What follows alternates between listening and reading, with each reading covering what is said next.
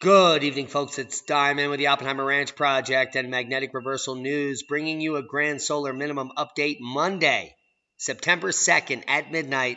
Hurricane Dorian update, record-breaking Hurricane Dorian sitting over Freeport in the Bahamas. Sustained winds at 180 miles per hour, gusts up to 210, 225.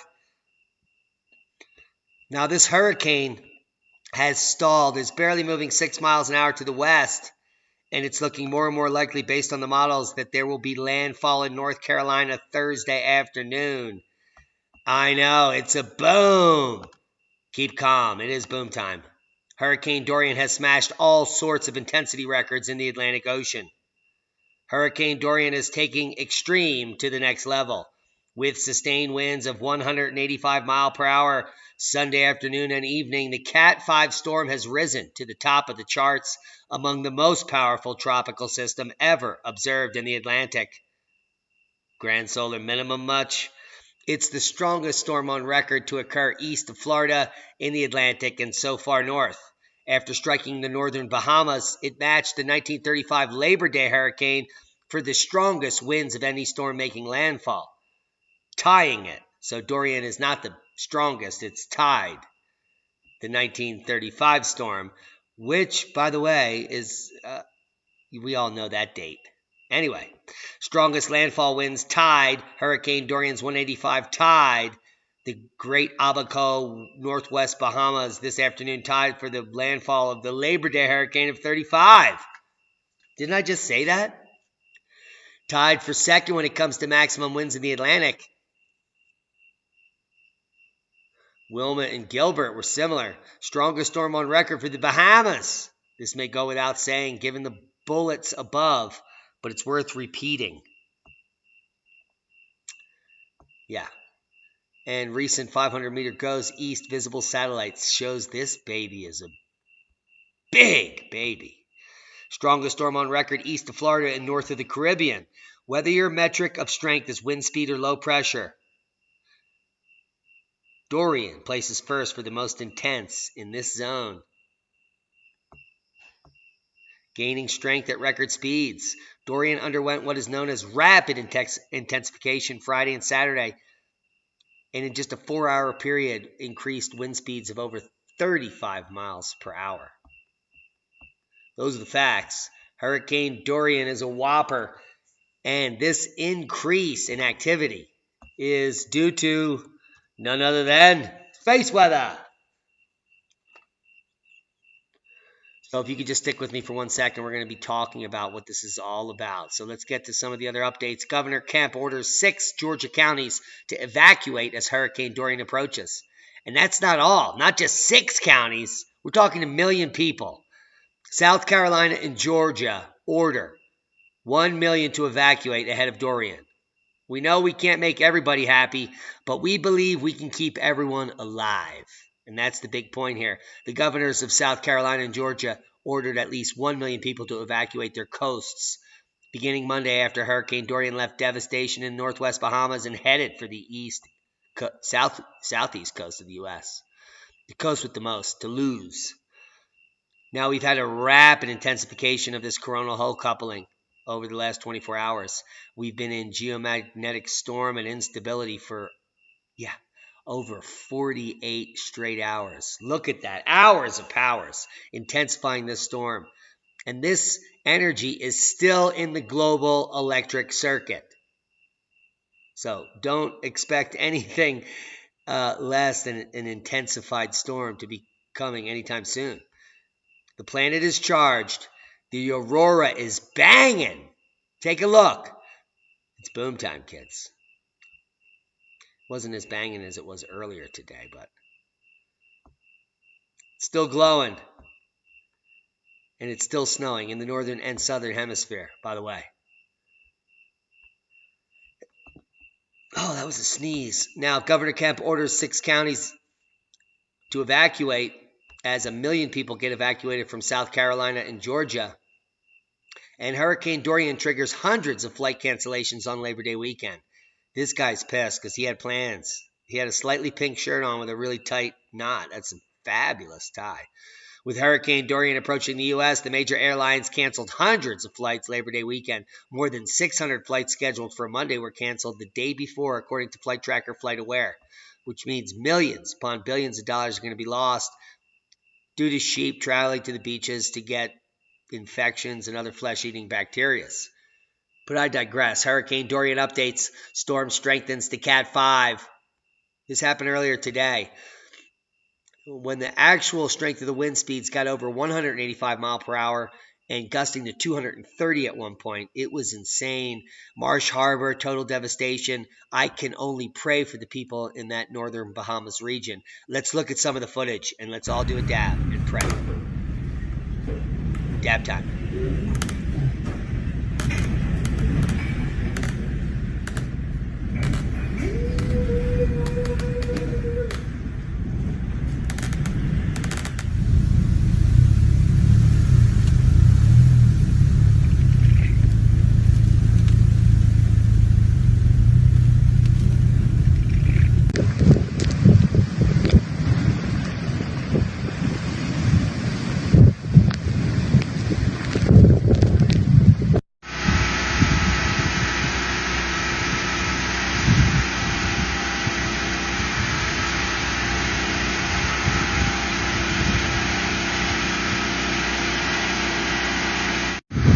That is the dock.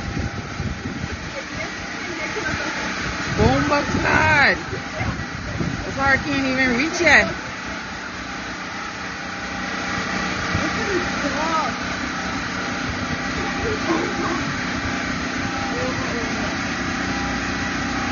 Bomba cloud.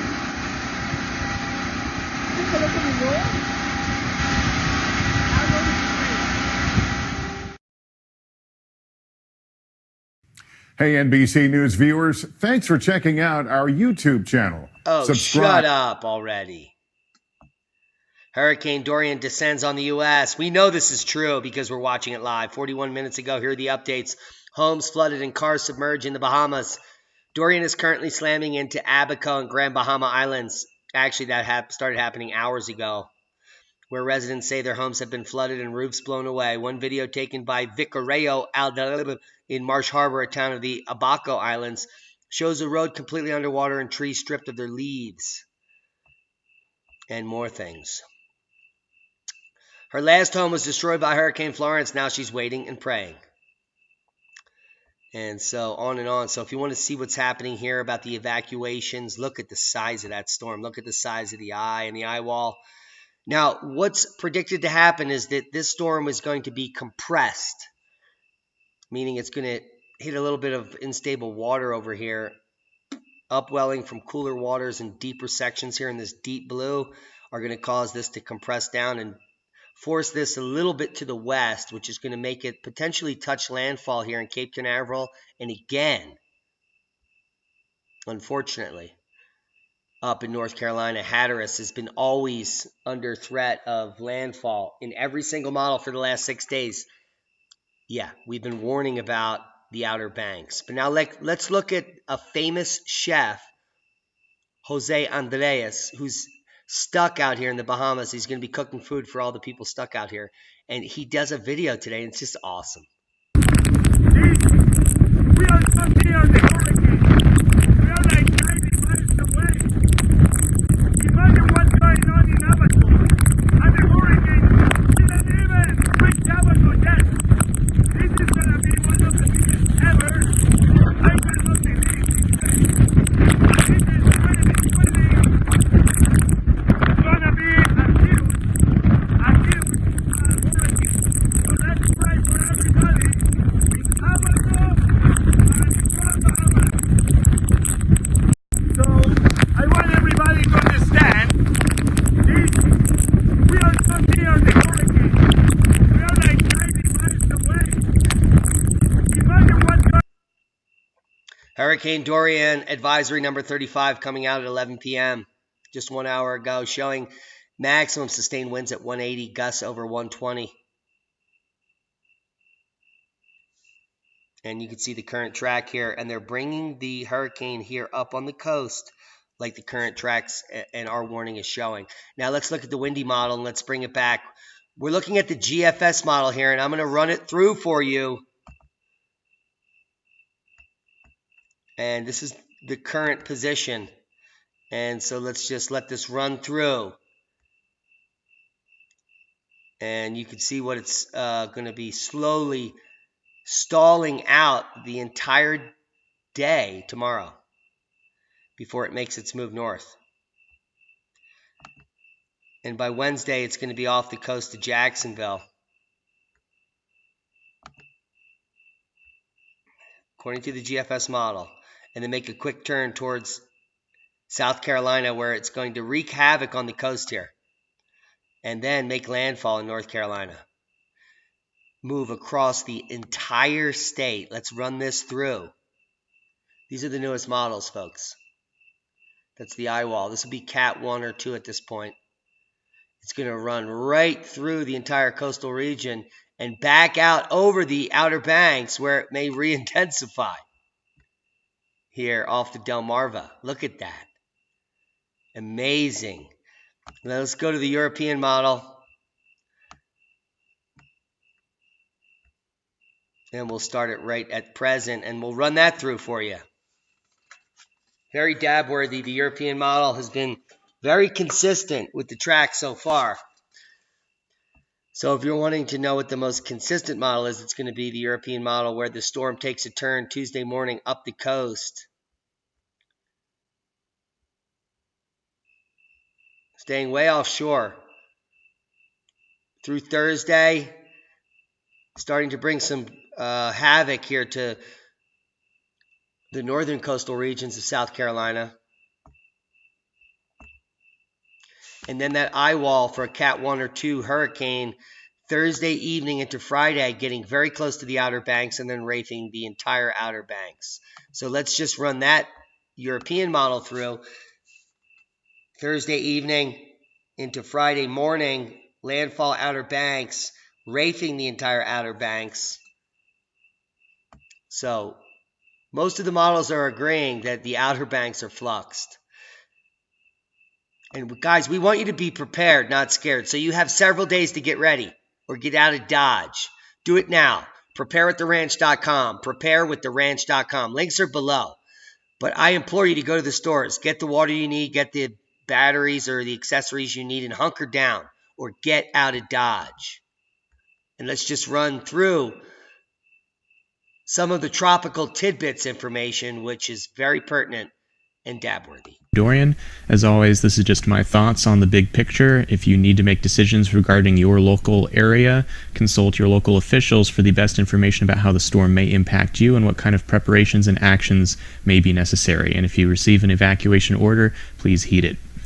We've had a lot happen today. This has been quite a day. We can clearly see the hurricane here. This morning and early afternoon, Dorian underwent a period of rapid intensification on approach to the northern Bahamas, and as it approached the island of Great Abaco, it bottomed out to a pressure of about 911 millibars and attained winds of 185 miles per hour, making it by far a Category 5 on the Saffir-Simpson scale, and tied with several other storms for the second strongest hurricane ever in the Atlantic.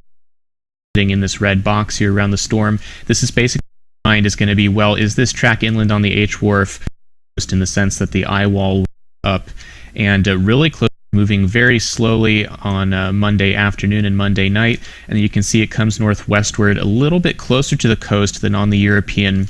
It is about let's see here, about 50 miles offshore, 60 statute miles offshore on the GFS, and then it continues up and really close to the coast. And all along here we're talking about storm surge and major potential flooding problems, even if the center is offshore, and then again a landfall in North Carolina. And the storm would be weaker by this point, but it could still be a Category 2 or 3 hurricane or something like this, depending on how much ocean upwelling occurs. We're not exactly sure how strong it'll be yet, depending on how close to Florida it gets and how it interacts with the Gulf Stream. But this would be a pretty major event by Carolina standards, which don't normally get major hurricanes, and this could still be one by the time it gets up there. We'll have to see. but that's a few days away still. While we're still talking about Florida here, there is one model that gets this a little closer and in fact has a landfall, and it's the H-Wharf that still tries to get it in. This shows the same kind of path, but instead of staying offshore as the other models do, it actually comes into Cape Canaveral and makes a landfall here. This would be the worst case scenario for the Florida East Coast in the sense that the eye wall would of course be coming ashore and we would get the strongest winds. Now, a couple of things to note about a run like this. You'll see that the storm is a CAT5 here in the Bahamas at 911 millibars. Note how much the storm weakens as it approaches Florida, and that's because there's cold water upwelling underneath the storm right in here. Now, there is the Gulf Stream, and there's a thin band of water in here that's very warm, but it might not prevent all of the ocean cooling that's expected. Believe that the H-Wharf might be onto something. We don't know for sure, but one of the things to keep in mind is that if we look at the steering for this storm, this is the GFS area average sounding in this red box here around the storm. This is basically a steering flow showing at different vertical levels of the atmosphere these wind barbs on the right. We see that there's a southeasterly steering flow in the lower layer that's trying to push the storm into Florida here on the thumbnail. And in the upper levels of the atmosphere, we have westerly flow from that trough coming down in that high over the Gulf, and that's trying to keep the storm off of the coast. So what we have here is a vertical column of air. Here are the wind speeds that are moving west down to 400 millibars or hectopascals, and then it's moving the opposite direction down towards the surface. So based on the height of the storm, if the storm is shorter and it goes over colder water, it's actually going to trend further west, meaning it will hit the coast of Canaveral and central and northern Florida based on the wind speeds. And the hurricane is following the net effect of all of these steering layers together, and that net flow on the GFS is almost due north or north-northwest, which keeps the storm just offshore. Now, if the lower layer wins, then the storm would come farther west because the lower layer has more influence. How could the lower layer get more influence? Well, one way is through changing how deep the vortex is. If we look at the GFS cross-section through the storm, if you look at the thumbnail here, I've drawn a line through the storm, and this is the wind field. And so you can see the eye in here in the center, and then the two eye walls on either side, and you can see the storm extends very strongly up to about this 150 millibar layer, and even up at 100 millibars at the top of the plot, we see a dip in these temperature contours, indicating that the vortex is very strong up to 150, 100 millibars. If you look at the H-Wharf at the same time, you'll see that, especially if you concentrate on the purple contour here, it's a little bit shallower. The storm is a little bit shorter on the H-Wharf. It doesn't extend above 150 millibars, and the wind field is a little bit shorter. And this matters because if the vortex is not as tall as it is on the GFS, it's not going to feel the steering flow in this upper layer quite as much. And so more of the steering contribution comes from the lower layer, which could mean a component of motion more toward the west, which is why we have this landfall on the H-Wharf compared to the GFS or Euro. That's my current best guess. And the reason the H-Wharf has a shorter vortex is because it's weaker because of the ocean upwelling. The GFS isn't going to see the upwelling because it's not a coupled model, and the European isn't resolving the storm very well, so it also doesn't have as much ocean upwelling as the H-Wharf does. So this is one reason why a weakening storm may not be the best news ever for Florida specifically, because if the ocean is cooling under this and it's weakening on approach, that weakening may actually result in it getting a little bit farther to the west and potentially onshore. So this is going to be some of the details we're watching over the next day or two, but keep in mind that this is still a play-by-play kind of situation. We do not know if it's going to get onshore. The official forecast still says the most likely outcome is that it grazes the coast about 50 miles offshore but does not make landfall. We do have hurricane warnings though for a portion of the coast just in case the hurricane force wind field does reach to the coast, and we simply don't know at this point whether the storm is going to wobble around within this cone of uncertainty. Remember, the cone does extend inland. We could see a track just a little bit more toward the left, and that could bring the storm on shore like we just showed you. And you heard it here first. The storm could come on shore, and we're going to be waiting for it, so watch for updates tomorrow. Prepared, not scared. Preparewiththeranch.com. Preparewiththeranch.com. Links will be below. 1 million people ordered to evacuate. There is time to prepare. It's looking more and more likely that we may get landfall in central and northern Florida, and we will get landfall in North Carolina and the Outer Banks. Stick with us. Be prepared. Get out of harm's way. Be safe. We love you.